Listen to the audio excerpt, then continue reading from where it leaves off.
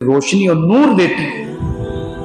اس لیے حضور نے ایک مرتبہ صحابہ سے فرمایا تھا کہ جب تم جنت کے باغوں کے پاس سے گزرو تو خوب چرا کرو، جیسے کہ ایک جانور ہرے بھرے کھیت کے پاس سے، ہری بھری جگہوں کے پاس سے گزرتا ہے تو اس کو روکتے رہیے اور منہ مار دیتا ہے چارے پہ، گھوڑا ہو بکری ہو کوئی بھی ہو، چارہ دیکھ کے وہ چرنے لگتا ہے، ادھر لپکتا ہے۔ آپ 1000 مرتبہ منع کرے لیکن وہ ماننے والا نہیں۔ اس لیے حضور نے فرمایا کہ یہ جب جنت کے باغوں کے پاس سے گزرو تو چرو، بیٹھ جاؤ وہاں۔ تو صحابہ نے پوچھا کہ اے اللہ کے پیغمبر جنت کے باغ کیا ہیں؟ تو حضور نے فرمایا ذکر کی مجلسیں، اللہ اس کے رسول کے ذکر کی مجلسیں، یہ مجلسیں جنت کے باغ۔ اب حضور نے فرمایا جب ایسی مجلسیں لگی ہوں تو وقت دے دو، بیٹھ جاؤ وہاں اپنا، یہ جنت کے باغ ہیں۔ اللہ تعالیٰ ہمیں اس کی قدر کی توفیق دے دے۔ تو اصل مضمون جو سامنے ہمارے ہے وہ بڑا اہم ہے۔ کئی باتیں مضمون میں آئی ہیں آج کے مضمون میں۔ سب سے پہلی بات تو یہ آئی کہ حضور کے چچا ایک تھے ابو طالب، سرور کونین صلی اللہ علیہ وآلہ وسلم کی بڑی خدمت کی، انہوں نے بہت خدمت کی۔ حضرت خواجہ ابو طالب کے کئی بیٹے تھے، غربت کا حال تھا، غریبی تھی اور بیٹوں کا بوجھ تھا، کمائی تجارت تھی ان کی، لیکن تجارت سال میں 2 مرتبہ سفر کر لیا بس گھر، تو اس طرح بڑی غربت تھی، بڑے بڑے بیٹے تھے، کھانا خرچہ بہت تھا۔ تو حضور پاک صلی اللہ علیہ وآلہ وسلم نے اور حضور کے چچا عباس رضی اللہ تعالی عنہ نے مشورہ کیا کہ کیوں نہ ہم چچا کے اوپر جو بوجھ ہے، جو ان کے بیٹے ہیں، ایک بیٹا ہم لے لیں ایک بیٹا آپ لے لیں۔ تو اس پر حضرت عباس راضی ہو گئے، یعنی ہم لے لیں کا مطلب ہم پرورش کر لیں تو ان کے اوپر بوجھ ہلکا ہو جائے، کھانے کا 2 لوگوں کا کھانا اور ان کی ذمہ داری ہم لے لیں۔ تو حضور پاک صلی اللہ علیہ وسلم نے حضرت علی کی ذمہ داری لے لی اور ان کو اپنے گھر پہ پرورش شروع کی۔ تو حضور کے پاس سیدنا علی مرتضی رضی اللہ تعالی عنہ رہے، یہ بیٹے ہیں چچا کے، حضور کے چچازاد بھائی ہیں،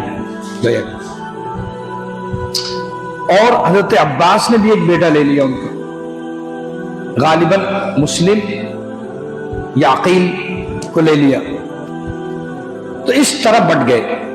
تو حضرت خواجہ ابو طالب نے بڑی خدمات کی ہیں حضور کے سلسلے میں اور حضور کی دعوت کے سلسلے میں، لیکن ایمان نہیں لائے۔ سمجھایا حضور نے بہت مرتبہ، حضور پاک صلی اللہ علیہ وسلم نے سمجھایا، لیکن ایمان نہیں نصیب تھا ان کو۔ ایمان کا تعلق تو اللہ کی ذات سے ہے، ہدایت دینا تو اللہ کے بس میں ہے، بندے کا کام سمجھا دینا، بس چھوڑ دو، اللہ کے حوالے کر دو۔ ہدایت دیں اللہ، نہ دیں وہ ان کے اوپر ہے۔ تو حضور پاک صلی اللہ علیہ وسلم نے سمجھانے کی کوشش بہت کی، حتیٰ کہ یہاں تک کہہ دیا تھا چچا اگر آپ علی الاعلان ایمان نہ لائیں تو ہمارے کان میں کہہ دیں، کلمہ پڑھ لیں، کل قیامت کے دن ہم گواہی دے دیں، اللہ تعالیٰ ہماری گواہی کو قبول کر لے گا کہ میرے چچا نے کلمہ پڑھا تھا۔ یہاں یہ بھی نہیں ہوا۔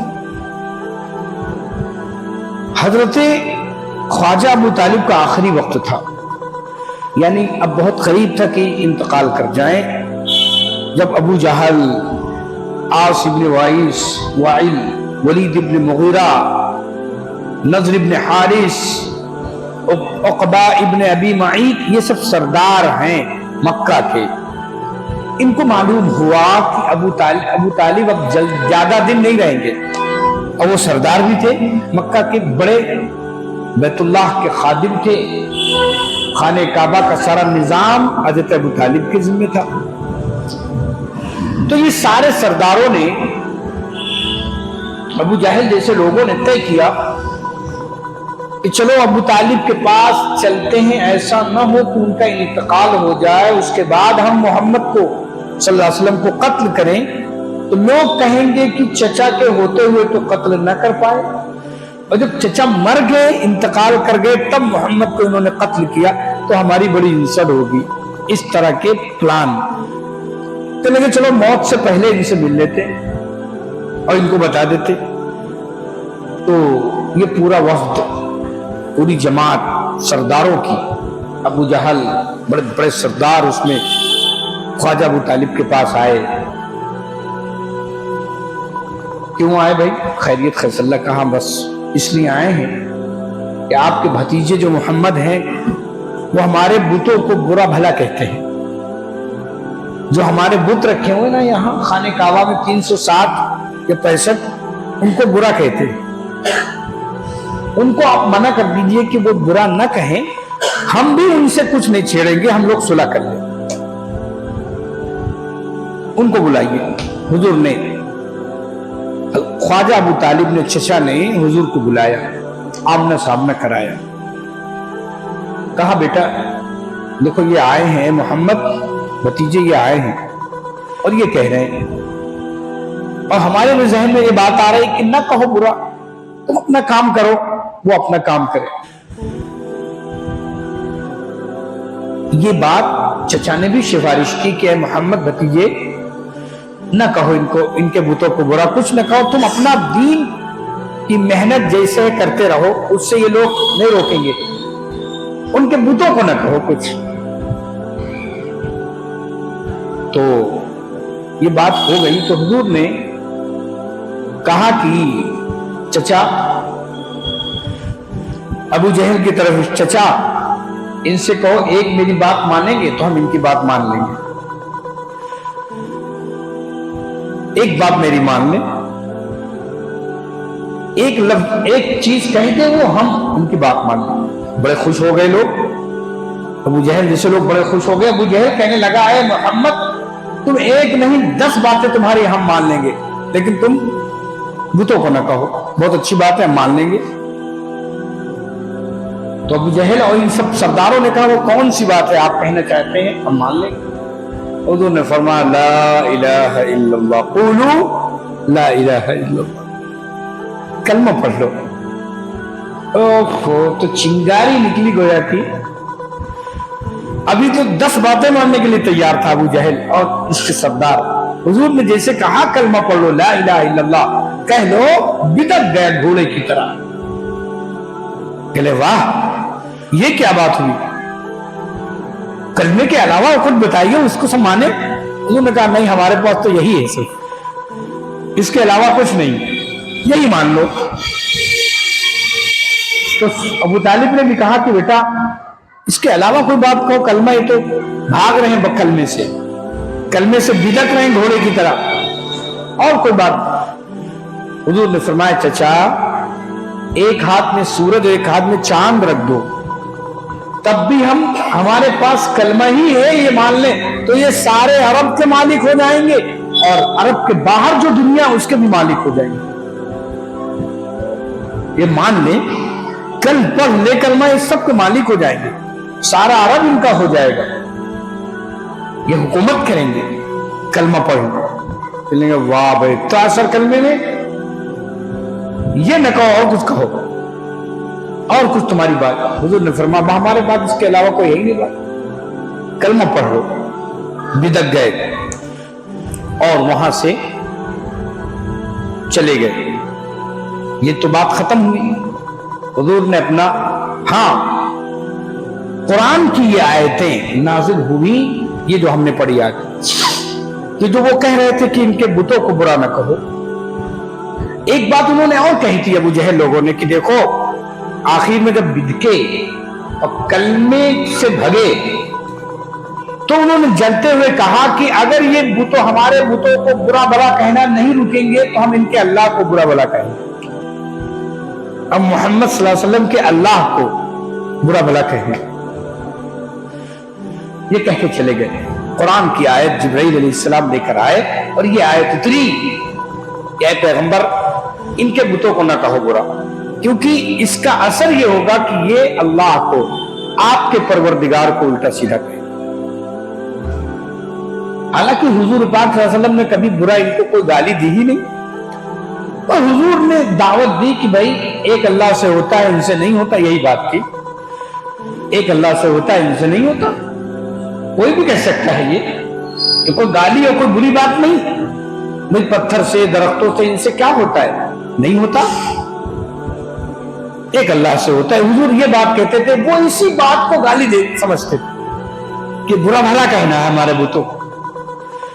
اللہ نے قرآن کی آیتیں اتاری یہ کہ پیغمبر ان کے بتوں کو، اچھا یہ بات قرآن کی جو اتری، آیتیں اتری، حضور نے تو کچھ کبھی نہیں کہا۔ ہو سکتا ہے صحابہ جل بلاتے ہوں گے، صحابہ کو جب جوش آتا ہوگا تو بتوں کو الٹا سیدھا کہا ہوگا صحابہ نے، جیسے آج ہم جل بلاتے ہیں تو کہہ دیتے ہیں الٹا سیدھا، تو اسی طرح صحابہ نے کہا ہوگا۔ تو اللہ نے قرآن کی آیتیں اتار دی، دیکھو ان کو تم ان کے بتوں کو اگر بلا بلا کہو گے، گالی کی شکل اختیار کرو گے، تو یہ تمہارے اللہ کو بھی گالی کی شکل اختیار کرے گا، تمہارے اللہ کو برا بھلا کہیں گے، اور اللہ کو برا بھلا کہنا عذاب کو دعوت دینا ہے۔ جیسے کہ حضور پاک صلی اللہ علیہ وآلہ وسلم نے ایک موقع پر فرمایا کہ صحابہ سے کہ دیکھو تم اپنے ماں باپ کو گالی مت دیا کرو۔ حضور نے صحابہ سے کہا اپنے ماں باپ کو گالی مت دو، تو صحابہ نے فرمایا کہ اللہ کے رسول، کون ہم میں سے ایسا ہوگا جو اپنے اماں ابا کو، اتنی بڑی شخصیتیں، اتنی بڑی یہ نعمت دولت، اپنے ماں باپ کو کون گالی دے گا؟ حضور نے فرمایا کہ ڈائریکٹ تو تم نہیں دو گے، کسی دوسرے کے ماں باپ کو گالی دو گے اگر، تو وہ لوٹ کر تمہارے جل بلا کر تمہارے ماں باپ کو گالی دے گا، تو یہ تمہارا اس کو گالی دینا، اس کے ماں باپ کو، وہ سبب بن گیا تمہارے ماں باپ کی گالی کا، گویا کہ یہ سمجھا گیا کہ تم نے اپنے ماں باپ کو گالی دلوائی، اس لیے وہ کسی کو نہ دو گالی، وہ جل بلا کے تمہیں دے گا، تو یہ مطلب یہی ہوگا کہ تم نے اپنے ماں باپ کو گالی دلوائی۔ اس لیے بہت سے ایسے کام جائز جو صحیح ہے کرنے کے شریعت میں، شریعت کبھی کبھی ان کا جو نتیجہ ہوتا ہے بہت خراب ہوتا ہے، اس کو روک دیا جاتا ہے، نہ کرو یہ۔ جیسے کہ سامنے والے کو، مطلب بتوں کو اگر کوئی الٹا سیدھا کہے تو یہ غلط بات نہیں، اس لیے کہ وہ اسی لائق ہے۔ بھئی پتھر، درخت، ان کی کیا حیثیت ہے؟ یہ تو اللہ کی مخلوق ہے، لیکن مسئلہ یہ ہے کہ وہ تو ایک مسلمان اور مومن کہہ سکتا ہے، اس کو حق ہے، جائز ہے، کیونکہ وہ درخت ہیں، وہ کیا کر سکتے ہیں کسی کا، وہ نفع نقصان کے مالک نہیں ہے، تو کہہ سکتا ہے، لیکن اللہ نے منع کر دیا کہ یہ بھی نہ کہو، کیونکہ یہ الٹا پھر تمہارے اللہ کو جو واحد ہے، اکیلا ہے، وحدہ لا شریک ہے، یہ اس کو گالی دیں، تو تم سبب بن جاؤ گے اللہ کی گالی کا۔ ایک مضمون تو آج کے اس درس میں یہ آیا